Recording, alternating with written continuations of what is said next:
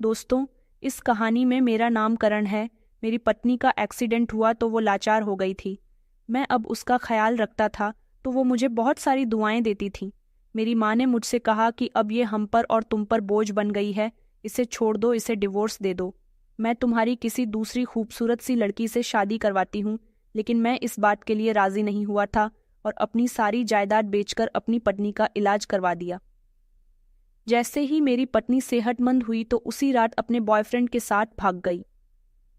अब सब मुझ पर थू थू करते रहे।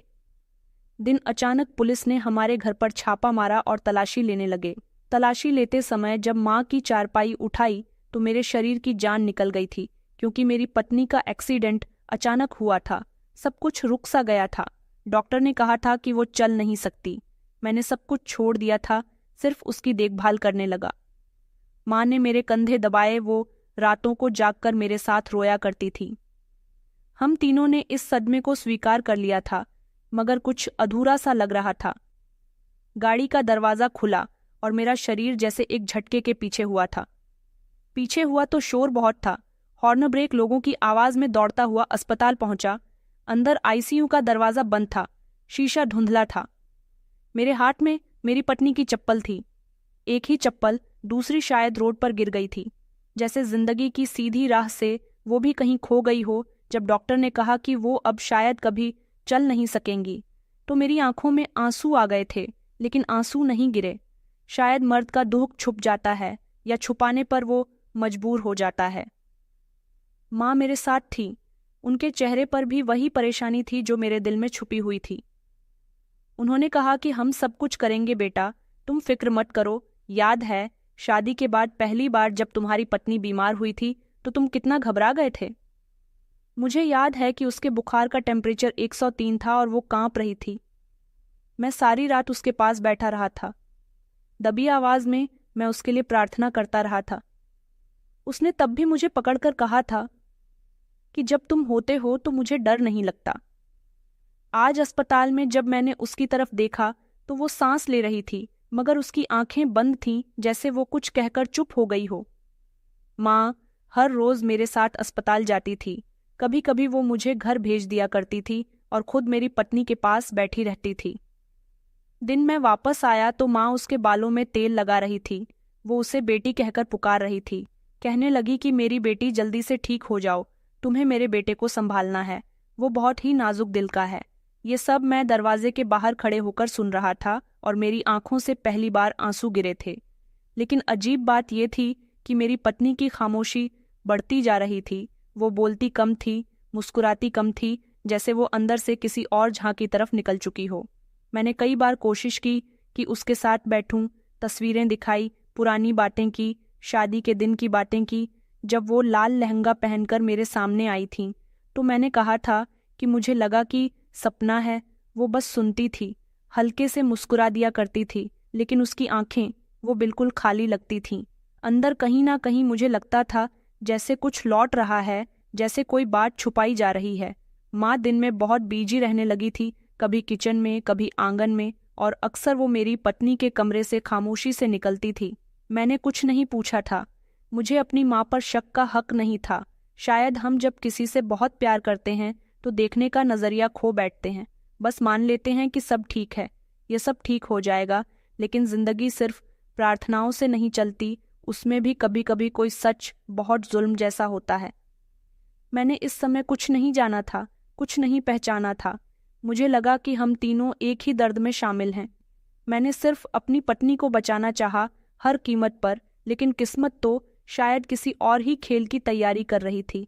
माँ ने धीरे से मेरे कंधे पर हाथ रखा और कहने लगी कि बेटा, बस इतना बता दो कि तुम खुश हो।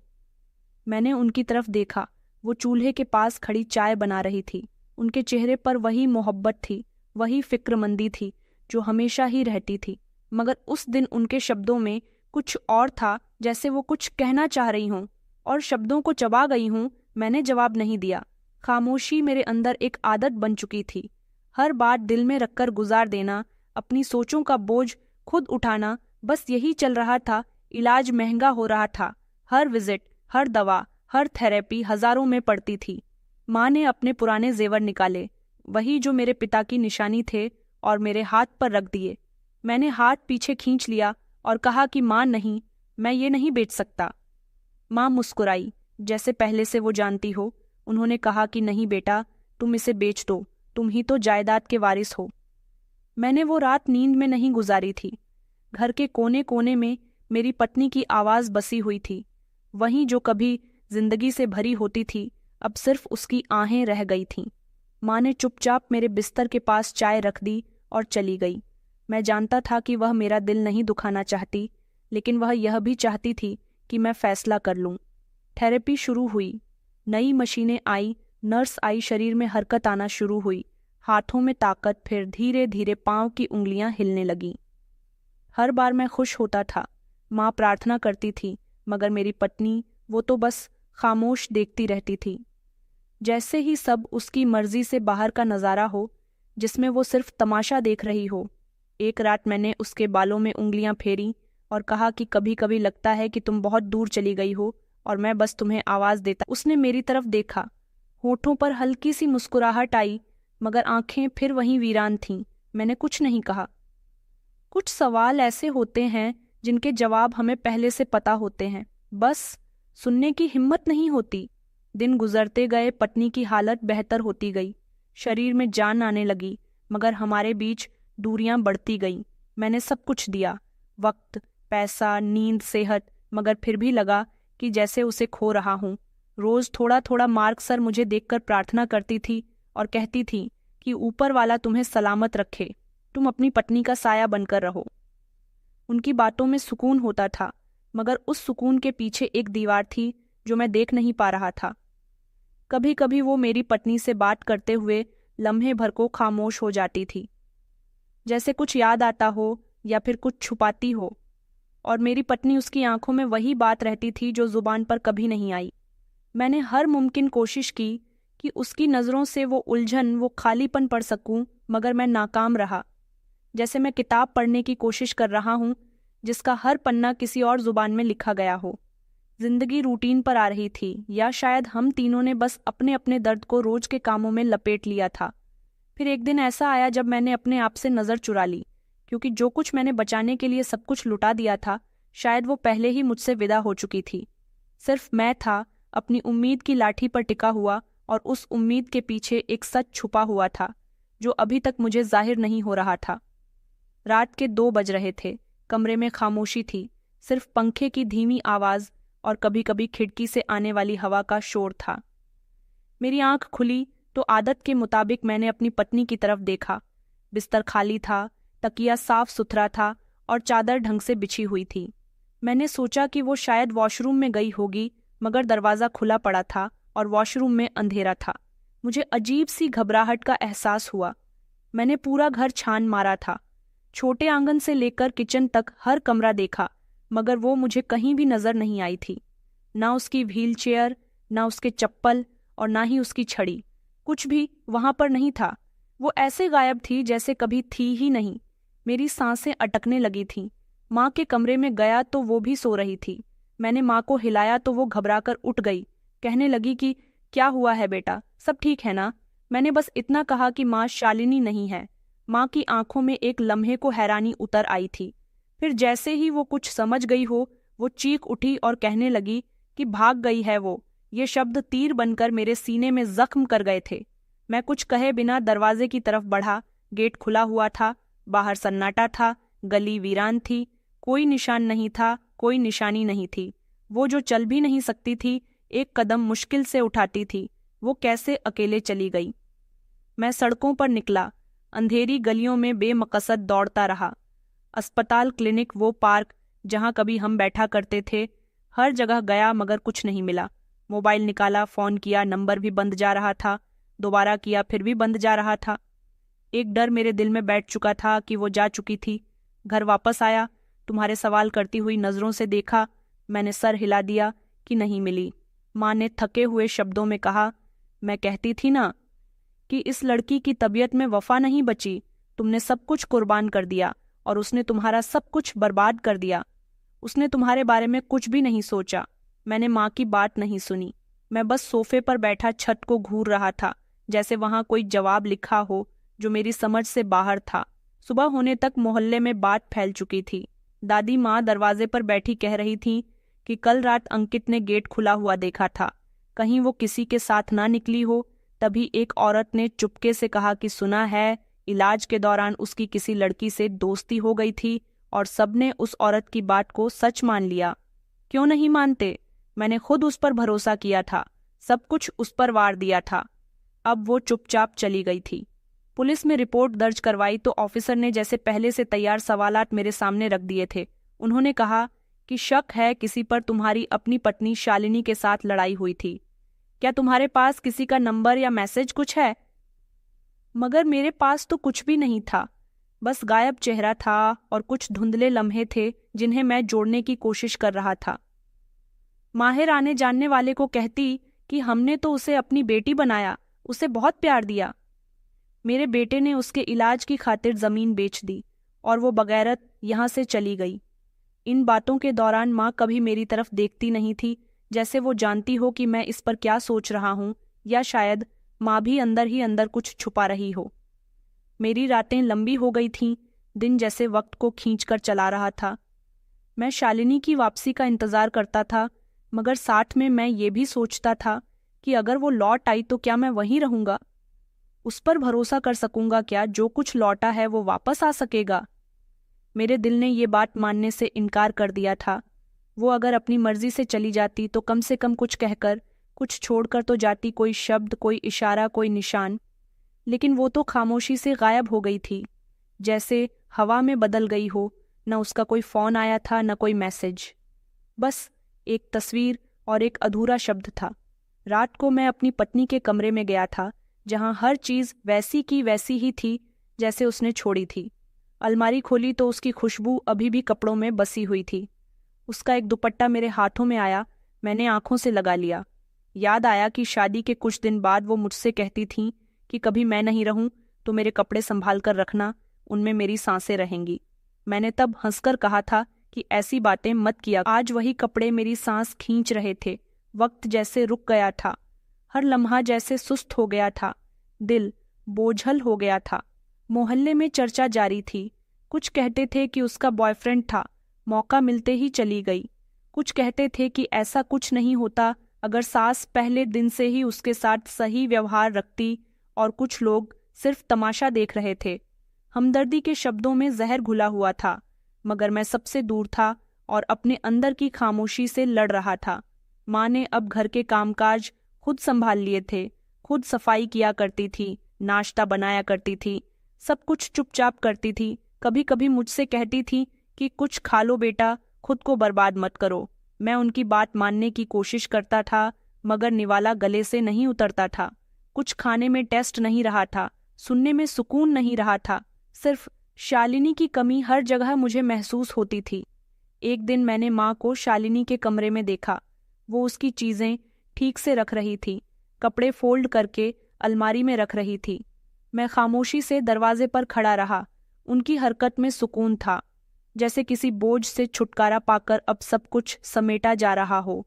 एक लम्हे के लिए माँ रुकी, किसी तस्वीर को देखा, फिर धीरे से पलट दिया। मुझे लगा जैसे वो कुछ याद करके मिटा देना चाहती हूँ।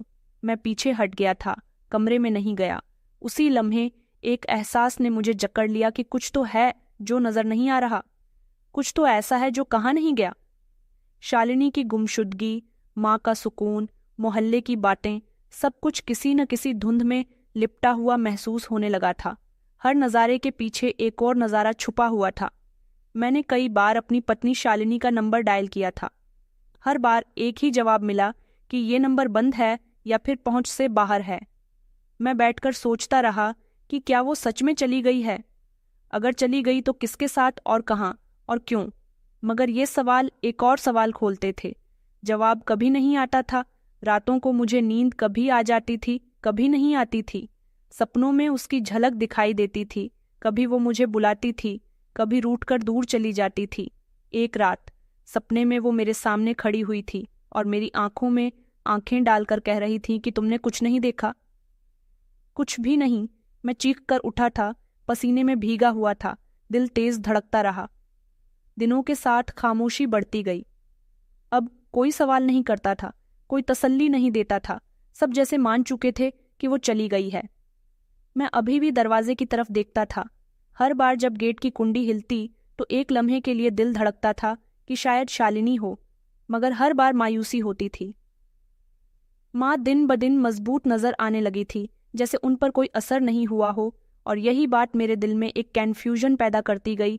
उनका इतना सुकून से होना इस हद तक कि उनकी आंखें तक नहीं भीगी। कुछ तो था जो मुझे नजर नहीं आ रहा था, कुछ ऐसा जो मैं नहीं समझ रहा था।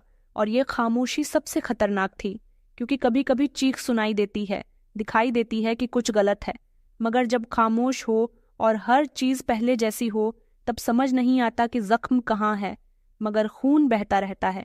शाम का वक्त था, आसमान पर हल्के बादल थे। मैं दरवाजे के बाहर बैठा चाय पी रहा था। मोहल्ले के कुछ लोग रोज की तरह गली के नुक्कड़ पर बातों में बिजी थे। तभी पड़ोस के चाचा जी, जो हमेशा खामोश रहते थे, मेरे पास आकर बैठ गए। उनकी सांस थोड़ी फूली हुई थी। हाथ में अखबार का पुराना टुकड़ा था, जो अक्सर हाथ में लेकर फिरते रहते थे। कुछ ही देर को वो खामोश बैठे रहे, फिर अचानक कहने लगे कि बेटा, बुरा मत मानना, एक बात कहना चाहता हूँ। रातों को तुम्हारे घर से कुछ अजीब सी आवाजें आती हैं। मैंने चौंक कर उनकी तरफ देखा, फिर हंस पड़ा। मैंने कहा, चाचा जी, आप भी ना, आपको कोई वहम हो गया होगा, शायद बिल्ली हो। चाचा जी ने बस अच्छा कहा और उठकर धीरे धीरे चलते हुए वापस चले गए थे। मैं भी कुछ देर सोचता रहा, फिर सर झटक दिया। मेरे पास वैसे भी बहुत कुछ सोचने के लिए था। शालिनी का चले जाना, माँ की अजीब सी खामोशी, मेरे अंदर का शोर, और कोई भी परेशानी वाली बात सुनने की मेरे अंदर गुंजाइश कहाँ थी। माँ अंदर से निकली, शायद उन्होंने चाचा जी की आवाज़ सुन ली थी। उन्होंने मेरी तरफ देखे बिना कहा कि बुढ़ापे में वहम होना आम बात है, इस उम्र में तो दीवार भी बोलती हुई नजर आती है। मैंने कहा, जी। लेकिन दिल के किसी कोहने में एक उलझन सी पड़ गई थी। अजीब बात यह थी कि चाचा जी बहुत कम बोलते थे। जो उन्होंने कहा वह ऐसे अचानक क्यों, और उनका अंदाज ऐसा था जैसे वह और भी कुछ कहना चाहते थे, लेकिन रुक गए। रात को मैं देर तक जागता रहा। माँ सोने के लिए चली गई और घर में पूरी तरह से खामोशी थी। अचानक नीचे वाले कमरे से एक अजीब सी सरसराहट सुनाई दी। पहले तो मैंने सोचा कि शायद चूहे हों या फिर कोई पुराना पाइप हो, मगर फिर कुछ ऐसी आवाज़ सुनी जो इंसानी आवाज़ से मिली हुई लगती थी। धीमे, दबे दबे शब्दों में, जैसे दो लोग धीरे धीरे कुछ कह रहे हों।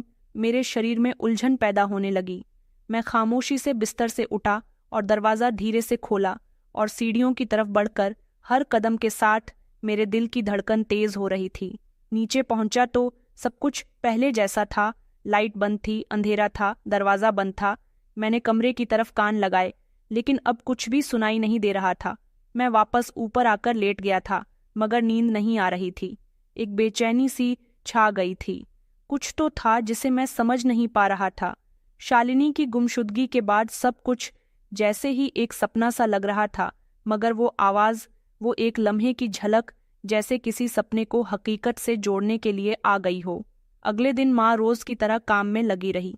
नाश्ते के वक्त उन्होंने हंसते हुए कहा कि अपने चाचा जी को जाकर कह दो कि अगर अब की बार बिल्ली की आवाज़ आए तो दरवाज़ा खोलकर देख भी लिया कर। मैंने हल्की सी मुस्कुराहट से जवाब दिया, लेकिन माँ के शब्दों में कुछ तो था, कुछ ऐसा था जो पहले नहीं होता था। उनकी हंसी जैसे ज़बरदस्ती की हो, जैसे वो किसी बात को छुपाने की कोशिश कर रही हो। दोपहर को जब खाना बना रही थी तो मैंने हिम्मत करके नीचे वाले कमरे का ताला देखा। पुराना ताला था, जंग से भरा हुआ, उस पर धूल जमी हुई थी, जैसे बरसों से खोला ही नहीं हो। मगर दरवाजे के नीचे मिट्टी खुली हुई थी, जैसे किसी ने करीब के दिनों में इसे कोई हरकत दी हो। मैंने झुककर दरवाजे के नीचे से देखने की कोशिश की, मगर अंधेरा था। बस एक सीलन की बदबू और एक अजीब से घुटन का एहसास हुआ था। मेरी सांसें रुक गई थीं। मैं वापस ऊपर आया। दिल ने कहा कि माँ से पूछता हूँ, मगर अक्ल ने कहा कि अभी नहीं। अगले रात फिर से वही आवाज़ आई। अब की बात थोड़ी ज़्यादा साफ थी, थोड़ी ज़्यादा बेकाबू, जैसे कोई सिसक रहा हो या किसी को सांस लेने में उलझन हो रही हो। मैं बेड पर बैठ गया, पसीने में भीग गया। अगर ये सब मेरे वहम थे तो बार बार एक ही वक्त पर क्यों होते थे? सुबह होते ही मैं दोबारा चाचा के पास गया।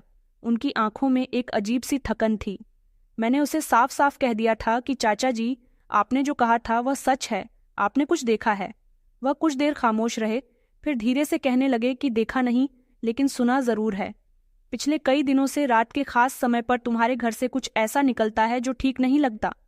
मैंने कहा कि आपका धन्यवाद चाचा जी, और फिर मैं वापस आ गया था। दिल में डर था माँ। अभी भी रोज की तरह वैसे ही हंसती खाती पकाती जैसे कुछ हुआ ही न हो, लेकिन हर रात जब नीचे से आवाज आती तो माँ के खर्राटे गायब हो जाते थे। उनकी करवटें सुनाई देती थीं, जैसे वो जाग रही हों। मेरे अंदर एक फैसला जन्म ले रहा था। कुछ तो था जो छुपा हुआ था, कुछ ऐसा जिसे जानना मेरे लिए बहुत जरूरी था, और शायद वो कुछ नीचे था, बंद दरवाजे के पीछे, इस खामोश घर की सबसे खामोश जगह में। दोपहर की तेज धूप में सूरज छत पर आग बरसाए खड़ा था। मैं आंगन में पानी के कूलर के पास बैठा अखबार में आंखें गाड़े हुए था, जब अचानक गेट पर जोर की दस्तक हुई। माँ किचन से निकली और मैंने दरवाजा खोला तो सामने पुलिस खड़ी हुई थी। एक ऑफिसर ने अपना कार्ड दिखाया और कहने लगा कि आपके घर की हमें शिकायत मिली है, हमें आपके घर की तलाशी लेनी है। माँ दरवाजे के करीब आई। उनके चेहरे पर हैरानी थी, जैसे उन्हें यकीन नहीं आ रहा हो। उन्होंने कहा कि कैसी शिकायत? पुलिस ऑफिसर ने जवाब दिया कि डिटेल बाद में, अभी हमें हर कमरा चेक करना होगा। घर में एक अजीब सा सन्नाटा छा गया था, जैसे दीवारें भी सांस रोककर सब कुछ सुन रही हों।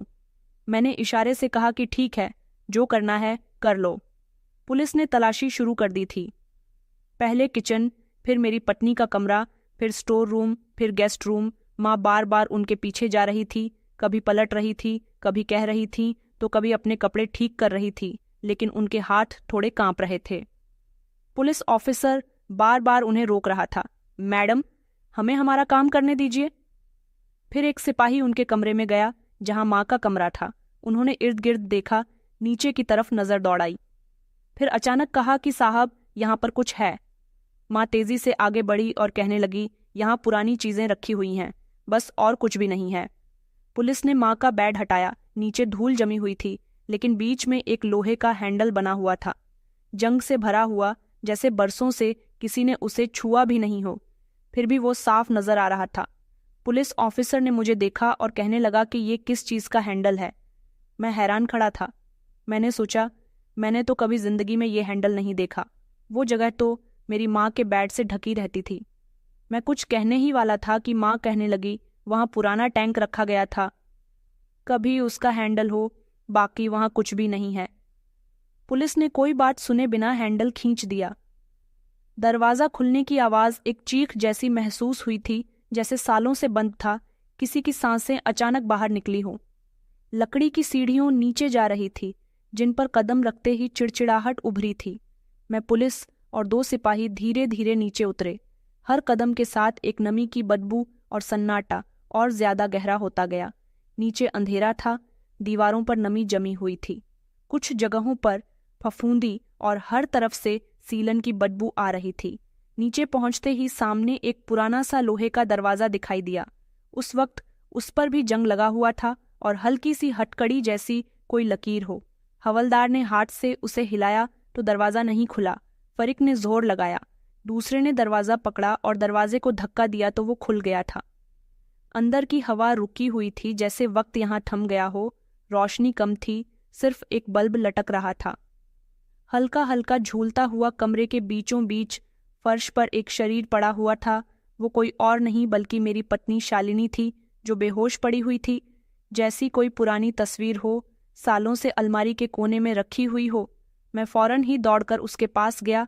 उसका शरीर सख्त हो गया था, जैसे सर्दी में जकड़ गया हो, लेकिन उसकी सांसें चल रही थीं, बहुत धीमी, बहुत टूटी हुई। उसकी कलाइयां लाल हो रही थीं, जैसे किसी ने उसके हाथ बांध रखे हों, और पैरों की एड़ियां जख्मी थीं। उसके होंठ सूख चुके थे और आंखों के नीचे नीले निशान थे। मैंने उसे आवाज दी, शालिनी, उठो, देखो, मैं आ गया हूं, तुम अब सलामत हो। उसने आंखें खोलने की कोशिश की, लेकिन पलक बस कांप कर रह गई थी और फिर थम गई थी। पुलिस ऑफिसर ने एक लम्हे के लिए कमरे का जायजा लिया, फिर कहने लगे कि जरूर कोई गड़बड़ है, इन्हें फौरन अस्पताल ले जाना होगा। माँ नीचे आई तो उनके कदम रुक गए। वो दीवार के साथ लगकर खड़ी हो गई थी, जैसे इस हादसे से नजर चुराना चाहती हूँ।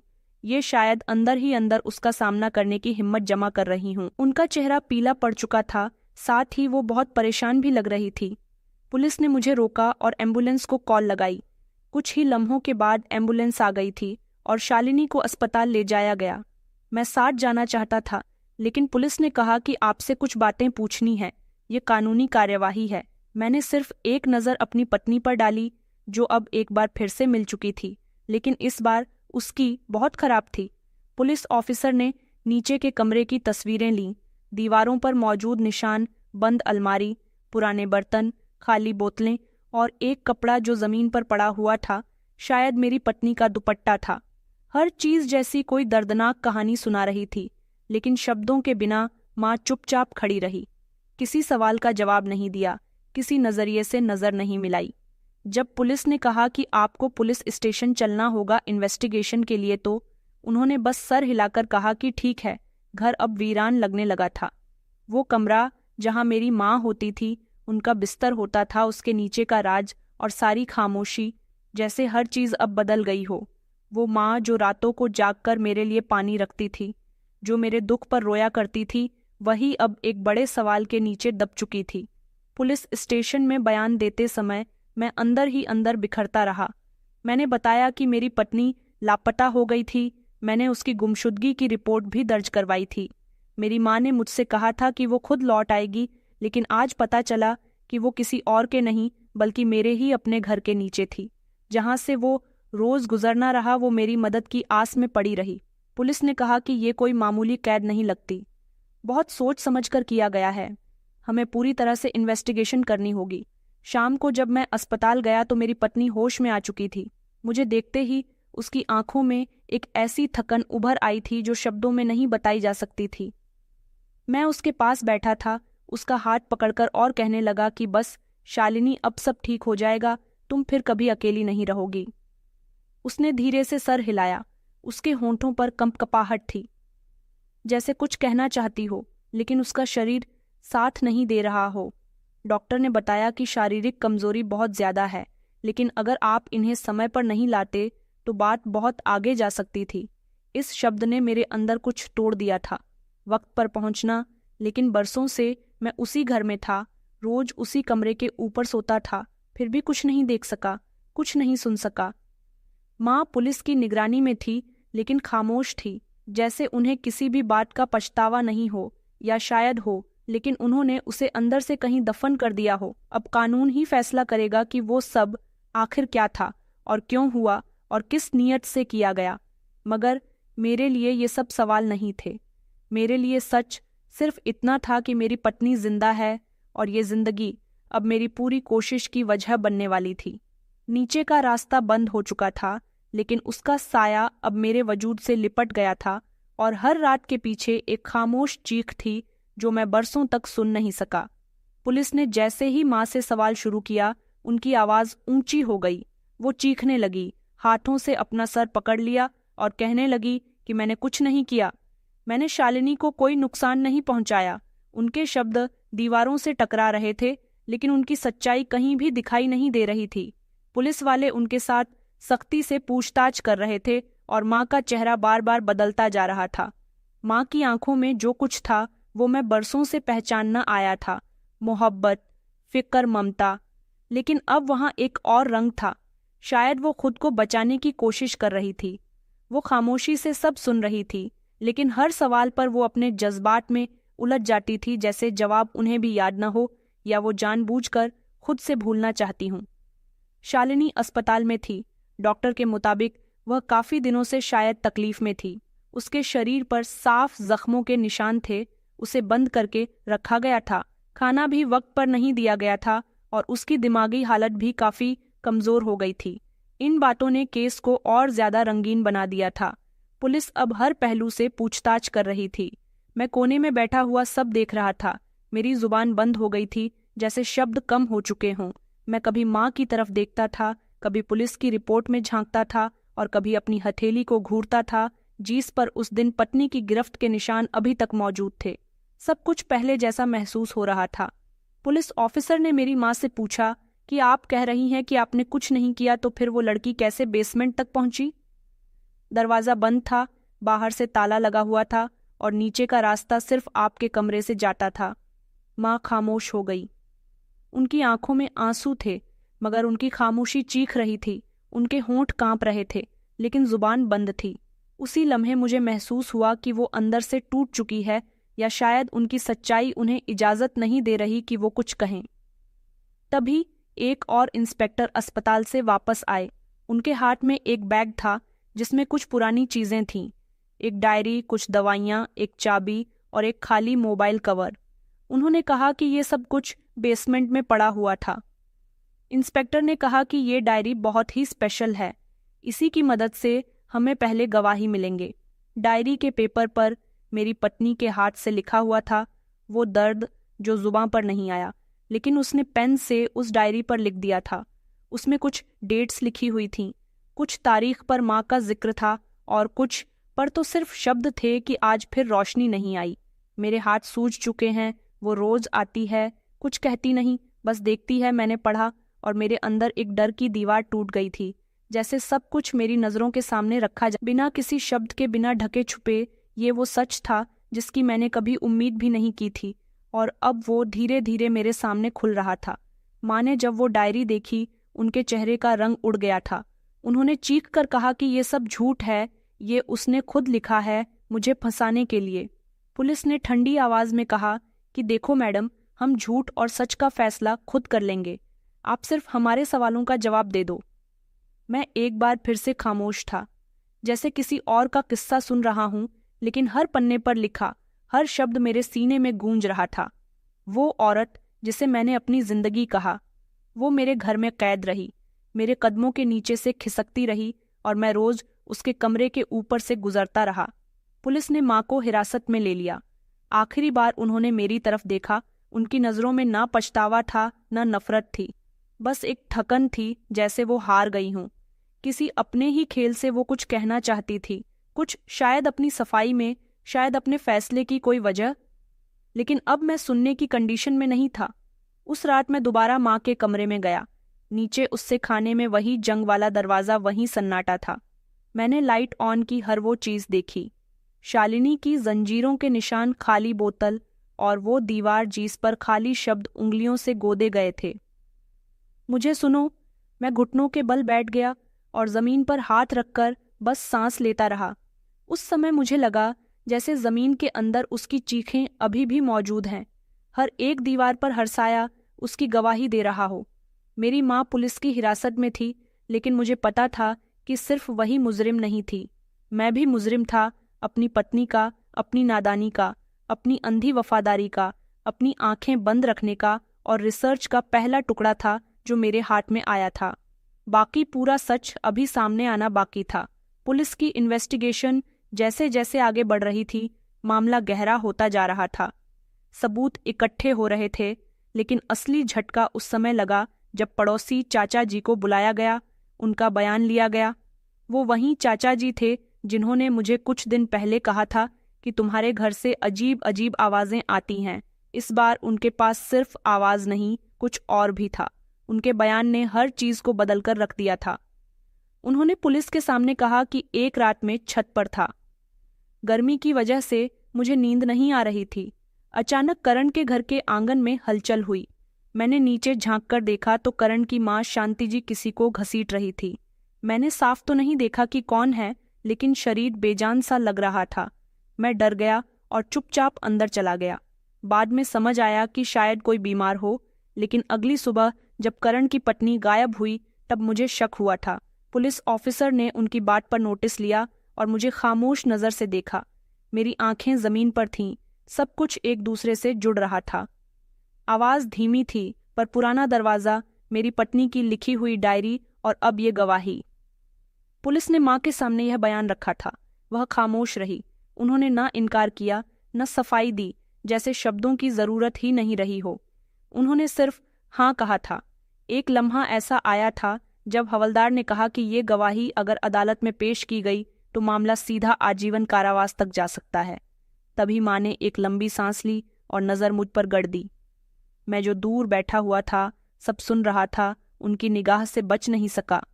वो धीरे से कहने लगी, जैसे बस मुझसे कह रही हूँ। उन्होंने कहा, शालिनी मेरे बेटे को बर्बाद कर रही थी, मैंने अपने बेटे को बचा लिया। ये शब्द मेरे अंदर जोर से लगे थे, जैसे मेरे अंदर सब कुछ हिल गया हो। मैं कुछ ही देर तक माँ को घोंटता रहा था, लेकिन कुछ बोल नहीं सका। मेरे शब्द मेरे गले में ही अटक गए थे। माँ ने अपने बयान को आगे बढ़ाया, कहने लगी कि मैंने उसे छुपाया, खत्म नहीं किया। मैं चाहती थी कि मेरा बेटा सच देखे। वो लड़की मेरे बेटे की मोहब्बत के काबिल नहीं थी। उसके दिल में मेरे बेटे के लिए कुछ नहीं था। इलाज के नाम पर वो उसको लूट रही थी और किसी से बातें करती थी। मैंने खुद कई बार सुना था। कई बार वो रात को फोन पर किसी से हंस हंस कर बातें करती थी। वो मेरे बेटे को बेवकूफ़ बना रही थी। पुलिस ऑफिसर ने बीच में उन्हें रोककर कहा कि आपके पास इस बात का कोई सबूत है? उनकी बातों की कोई कॉल रिकॉर्डिंग या कोई मैसेज या कोई गवाह? माँ खामोश रही, जैसे जो कहना था वो कह दिया हो। अब सुनने का बोझ मेरा था।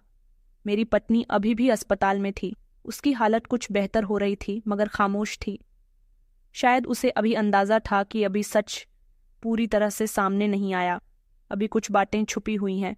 मैं उससे मिलने गया तो उसने सिर्फ एक बात कही थी कि अगर तुम्हें मुझ पर शक है तो फिर तुम मेरा इलाज करवाना बंद कर दो। उसकी आवाज़ थकी हुई थी, लेकिन नज़र साफ थी। मैंने उसका हाथ थामकर कहा कि मुझे शक नहीं है, बस अब हर सच को सुनने की हिम्मत पैदा कर रहा हूँ। पुलिस ने अगले दिन माँ के कमरे की ओर तलाशी ली और एक पुराना मोबाइल मिला जिसमें कुछ ऑडियो रिकॉर्डिंग थी। आवाज़ धीमी थी, मगर कुछ शब्द साफ सुनाई दिए। वो कुछ भी कहे, मैं सच नहीं बोलेंगे। मुझे डर लगता है ये अंदाज मेरी पत्नी का था। रिकॉर्डिंग में हर मामले को और भी उलझा दिया था। अब किसी के भी खिलाफ कोई सबूत नहीं जा रहा था, सिर्फ शक की घड़ी थी जो हल्की हल्की खुल रही थी। पुलिस का कहना था कि ये केस सीधा नहीं है। यहाँ हर कैरेक्टर आधा सच बोल रहा है और आधा छुपा रहा है। माँ भी अपनी बात पर कायम थी। मैंने ये सब कुछ अपने बेटे को बचाने के लिए किया, और मैं वही बेटा था जो अब समझ नहीं पा रहा था कि क्या सच में मुझे बचाया गया था या मैं बर्बाद हुआ था। उस दिन पहली बार मेरे अंदर ये सवाल पैदा हुआ था, क्या कभी सच पूरे भी होते हैं, या हम बस अपनी तसल्ली के लिए कुछ टुकड़े जोड़ लेते हैं और उसे सच मान लेते हैं। ये गवाही है खामोशी से शब्द। सब कुछ एक ऐसे दायरे में बदल चुके थे जहां अंजाम का मतलब सिर्फ दर्द था किसी के लिए, और यह शुरुआत थी और एक ऐसी सच्चाई थी जिसका जवाब आने वाला था। माँ को हवालात में बैठे कई दिन हो चुके थे। हर रोज इन्वेस्टिगेशन के नए तरीके, हर दिन कुछ नया सुनने को मिलता, और हर बार मेरा दिल थोड़ा और भारी हो जाता था। पुलिस ने जब माँ से दोबारा पूछा कि उस रात शालिनी के साथ क्या हुआ था, तो इस बार उन्होंने रटे रटाए शब्द नहीं दोहराए, बल्कि कैसी सच्चाई कही जो मेरे अंदर कहीं दूर तक गूंज गई थी। माँ ने धीरे से कहा कि मेरा बेटा सारी जायदाद बेचकर उस लड़की पर लगा रहा था। अपनी सारी कमाई, अपने सारे सपने उस पर बांट रहा था, और वो मेरे बेटे से तंग आ चुकी थी। मैंने कई बार उसे फोन पर किसी से बात करते हुए सुना था। वो रात को दरवाज़ा बंद करके किसी से बात करती थी। मैंने एक बार उससे पूछा भी था कि वो किससे बात करती है, तो वो उलझ गई थी। बस तभी मैंने फैसला कर लिया था। मैंने सोच लिया था कि ये लड़की मेरे बेटे को बर्बाद कर देगी। मैंने अपने बेटे का बचपन देखा था, उसकी आंखों में आंसू देखे थे, जो वो मुझे दिखता तो नहीं था, लेकिन बिखर जाता था। मैं नहीं चाहती थी कि मेरा बेटा और टूट जाए। मेरा दिल चीख पड़ा। मैं जमीन पर जोर जोर से मुक्के मारने लगा, दीवार को हिलाने लगा, मगर आवाज नहीं निकली। सिर्फ सांसें तेज चलने लगी, जैसे शरीर में तूफान भर गया हो, लेकिन बाहर कुछ भी जाहिर नहीं हो पाया हो। मैं उनको देख रहा था।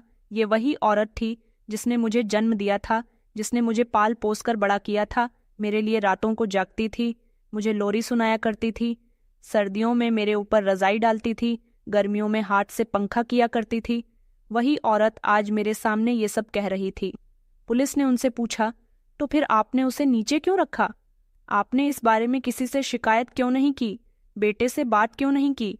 माँ ने नज़र नीचे रखते हुए कहा, क्योंकि मुझे लगा अगर मैं कुछ नहीं करती तो ये सब कुछ खुद से तबाह हो जाता। मैंने कुछ दिन का इरादा किया था, बस उसे कुछ दिन वहां अकेले रखूंगी। शायद उसे समझ आ जाएगा, शायद वह शर्मिंदा हो जाएगी, लेकिन वक्त के साथ सब कुछ बिगड़ गया। माँ की बात सुनकर मेरी आंखों के सामने फ्लैशबैक की तरह वो सारे नज़ारे चलने लगे थे।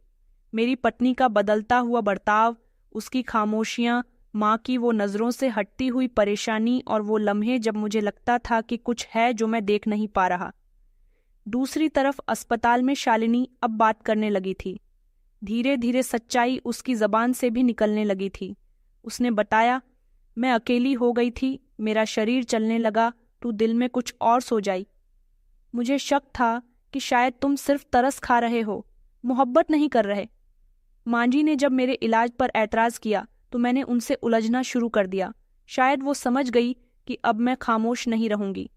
मैंने शालिनी से पूछा, क्या तुम किसी से बात करती थी? वो खामोश हो गई। फिर कहने लगी कि मेरा एक दोस्त था, पुराना दोस्त, बस उससे दिल हल्का करने के लिए बात करती थी, लेकिन कभी कुछ गलत नहीं था। शायद उस समय मुझे खुद अपने अंदर कोई कमी समझ नहीं आ रही थी। उसकी बात सुनकर मेरे सीने में जैसे दर्द सा हुआ था, लेकिन इसमें इल्जाम नहीं था, सच था, कड़वा था लेकिन साफ था। मुझे उस पर गुस्सा नहीं आया, बस अफसोस हुआ। हम दोनों वक्त के हाथों इतने थक चुके थे कि एक दूसरे की जुबान भी भूल गए थे। माँ का मकसद शायद मुझे बचाना था, लेकिन उन्होंने तरीका ऐसा अपनाया था जो न माँ के लायक था न इंसानियत के। उन्होंने फैसला अपने तौर पर कर लिया था, मुझसे पूछा भी नहीं, मुझे समझने का मौका भी नहीं दिया। मैं घर आया तो सब कुछ जैसे बदला हुआ लगा। दीवार के दरवाजे, यहाँ तक कि छत का पंखा भी जैसे खामोश हो चुका हो। मैं माँ के कमरे में गया जहाँ उनका बेड अब खाली पड़ा हुआ था। उनके बेड के नीचे वो हैंडल था, वो तहखाना जिसने सच को छुपा रखा था। माँ ने जो किया था, उनका मकसद शायद बुरा नहीं था, पर अंजाम ऐसा था जिसने सब कुछ बदल दिया था। उनकी मोहब्बत, उनकी परवरिश, सब कुछ एक ऐसे साये में चला गया था। और मैं उसे याद करता हूँ तो बचपन की वो नौरी भी सुनाई देती है जो माँ मुझे अपने बिस्तर पर लिटाकर सुनाया करती थी, और जंग से भरे हुए दरवाजे की आवाज़ भी। यह कहानी अब सिर्फ मेरी नहीं थी, अब हर उस इंसान की कहानी थी। इसके फैसले दूसरों ने उसके लिए किए, चाहे मोहब्बत में किए या नफरत में।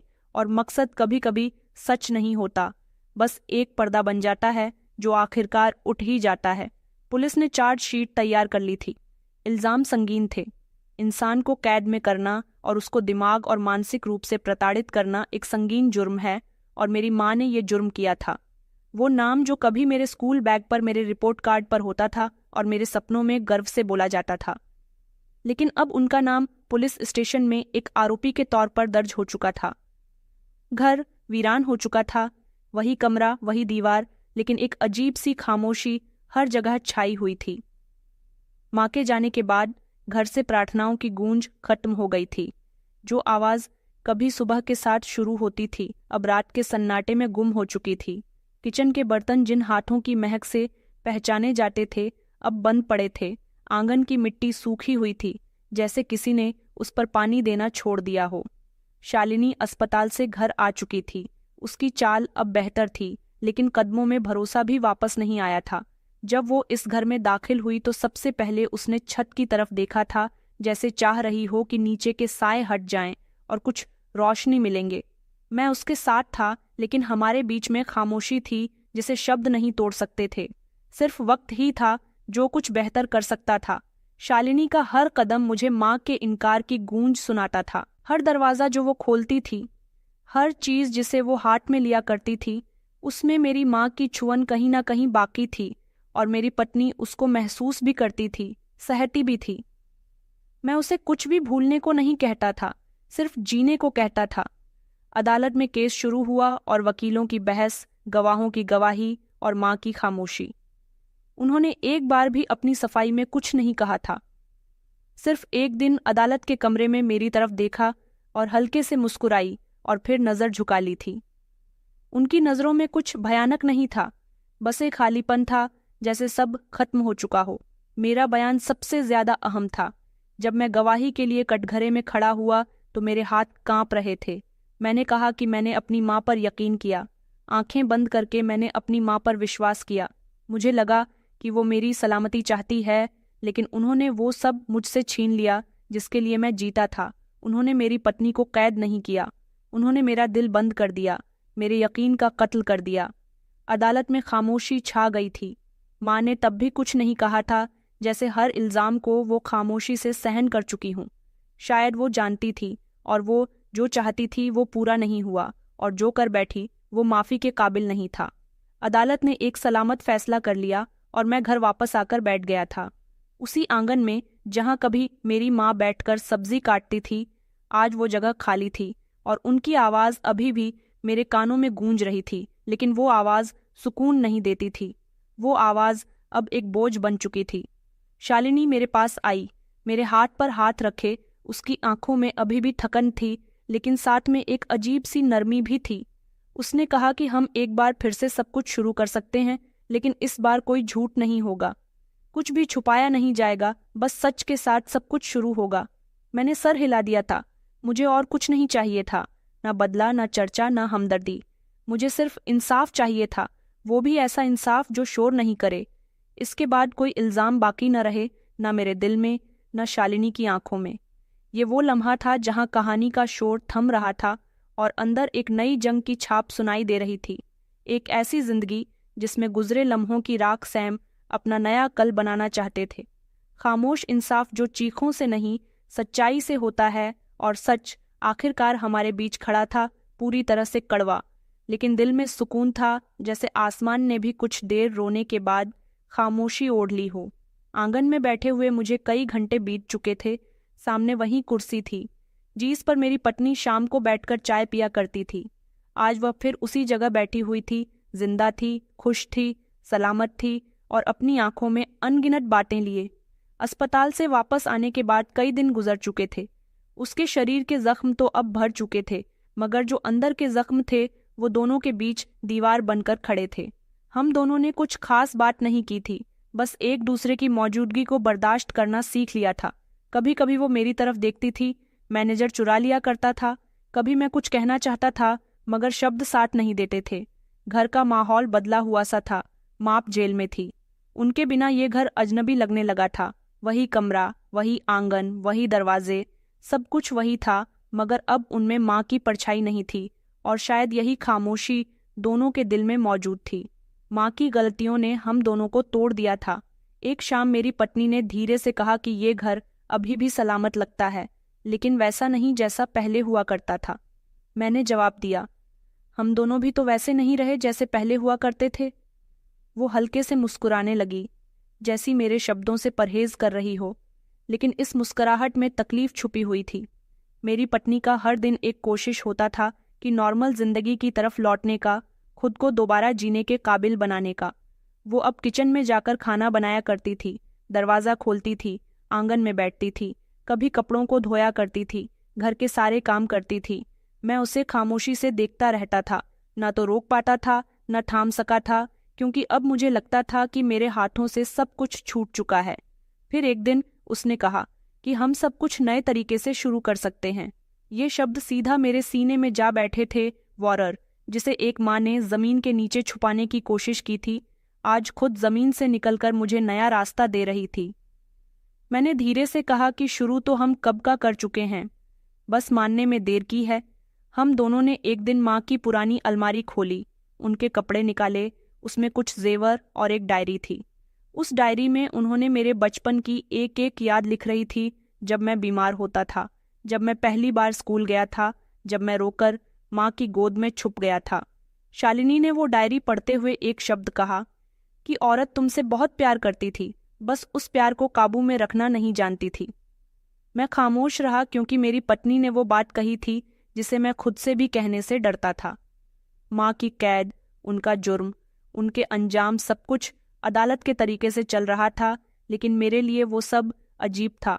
मेरे लिए असली अदालत मेरा घर था, मेरी पत्नी थी और हमारी खामोशी थी। हमने फैसला कर लिया था कि कुछ महीने के लिए शहर छोड़ देंगे। एक नया माहौल, नई हवा, शायद कुछ दिल को सुकून मिल जाएगा। मेरी पत्नी मान गई थी और हम दोनों ने अपना सामान पैक करना शुरू कर दिया था। मैंने अपनी पत्नी का वो दुपट्टा अलग रखा जो मुझे बेसमेंट से मिला था। वो अब मेरे लिए कोई डरावनी चीज नहीं थी, बल्कि एक निशानी थी। हमने सोच लिया था कि जो हुआ वो खत्म नहीं होता, लेकिन उसका बोझ कम जरूर हो जाता है। शाम को मैंने आखिरी बार अपनी पत्नी से पूछा, क्या हम सच में आगे बढ़ सकेंगे? उसने मेरा हाथ पकड़कर कहा कि आगे बढ़ने के लिए पिछला सब कुछ मिटाना जरूरी नहीं होता, कुछ जख्मों के लिए भी जिया जा सकता है। बस वो जख्म बासी नहीं हो। अब हम रवाना हो चुके हैं एक नए शहर, नए घर की दीवारों की तरफ, लेकिन मेरे साथ मेरी पत्नी है जिसे सिर्फ मेरी मोहब्बत ही नहीं, मेरी पूरी जिंदगी जुड़ी हुई है। मैंने सब कुछ खोया और सब कुछ जीत भी लिया। ये खोना अब जीत में बदल सकता है अगर हम दोनों साथ चलते रहे, खामोशी में भी, सच्चाई में भी। ये कहानी मेरी नहीं रही, ये हर उस आदमी की कहानी है जो खुद को बेआवाज समझता रहा। अब मैं लिख रहा हूं ताकि मेरी कहानी को जानकर। अगर तुम सच पर हो तो हारने के बाद भी जीत मुमकिन है। बस थोड़ा सा वक्त लगता है, और एक औरत जो वापस आ जाए, चाहे कितनी ही देर हो चुकी हो। मैं अपनी पत्नी के साथ अब इस दूसरे शहर में, दूसरे घर में अपनी जिंदगी की नई शुरुआत कर चुका हूँ और पुरानी सारी बातों को भूलने की कोशिश कर रहा हूँ। माँ की याद अभी भी आती है, मगर वक्त काफी बढ़ गया, अब कुछ नहीं हो सकता। तो दोस्तों, हमारी कहानी कैसी लगी कमेंट में ज़रूर बताएं। वीडियो अच्छी लगी तो इसे लाइक करें और हमारे चैनल को सब्सक्राइब करना ना भूलें।